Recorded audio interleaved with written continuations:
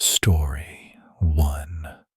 Someone was already down there.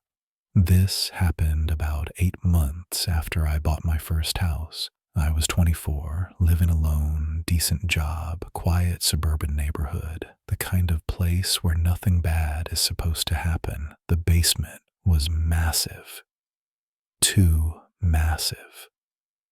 The previous owners had split it into smaller rooms using plywood, so you couldn't see the entire space at once. It felt like a maze, but I thought it was cool at the time. I only ever went down there to do laundry. That night, the basement lights were already on. I remember pausing at the top of the stairs, confused. I was sure I hadn't been down there all day. Still, I convinced myself I'd forgotten to turn them off earlier. Halfway down the stairs, I saw movement. Not straight ahead, off to the side. I turned my head and locked eyes with a man crouched behind one of my folding tables. He didn't flinch. He didn't run. He just stared at me like I had interrupted something. Then he stood up and sprinted deeper into the basement. That's when the lights went out. Pitch black. I couldn't see my own hands. I tried to go back upstairs, but I tripped and fell hard. When I screamed, someone screamed back. Louder, deeper, closer. I could hear him breathing behind me, moving through the dark like he knew the layout better than I did. When I finally reached the stairs, something grabbed my ankle and dragged me away with terrifying strength. I escaped by pure luck. When police arrived, he was gone. A basement window was open.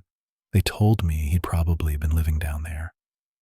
The worst part, he knew exactly where the light switch was. Story 2. The tapping under the house. This happened when I was 14. My parents left town for a wedding and my sister was supposed to stay with me, but she bailed. I didn't tell my parents. I wanted the house to myself. Everything was fine until just after midnight. I heard tapping outside the house. At first, I thought it was a tree branch. Then the tapping started moving, slowly, along the wall. I muted the TV and froze. 20 minutes later, the tapping started again. This time, it came from below me, from the basement. I opened the basement door and stood at the top of the stairs, staring into darkness. The tapping was louder now. Closer. I called out, "Hello?" It stopped instantly. That's when I got scared. I didn't go down. Instead, I recorded a video with my phone flashlight pointed into the basement and slammed the door shut.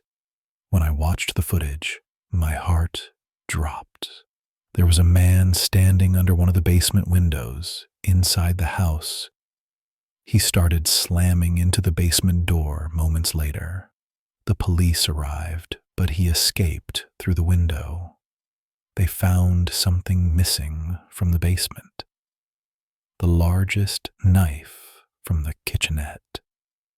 Story 3. It wasn't my cat. I was 16 when this happened. My parents' house had a finished basement that was basically mine. Couch, TV, storage rooms in the back. They also locked our cat down there every night. That Friday, I had a girl over. We kept hearing rustling sounds from the storage room. I told her it was just my cat. I believed it until we heard scratching at the door at the top of the basement stairs. That scratching was my cat, which meant whatever was making noise behind us wasn't.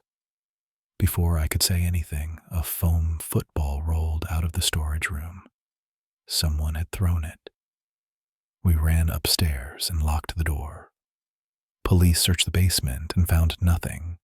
No forced entry, no open windows. They said whoever it was must have escaped through the garage. That's impossible. I was watching the garage door the entire time. No one came out.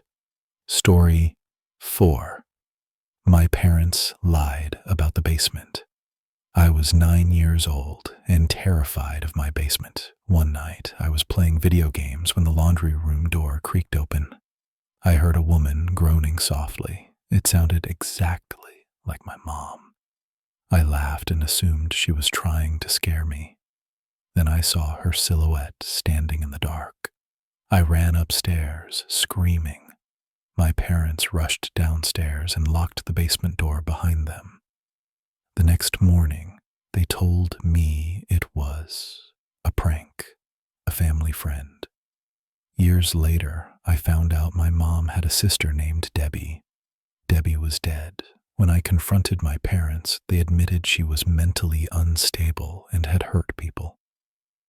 They refused to explain how she got into the basement that night, or why they never called the police. Sometimes I wonder, what if they weren't hiding her from me? What if they were hiding me from her? Basements are supposed to be part of a home. But after hearing these stories, maybe some places were never meant to be lived in.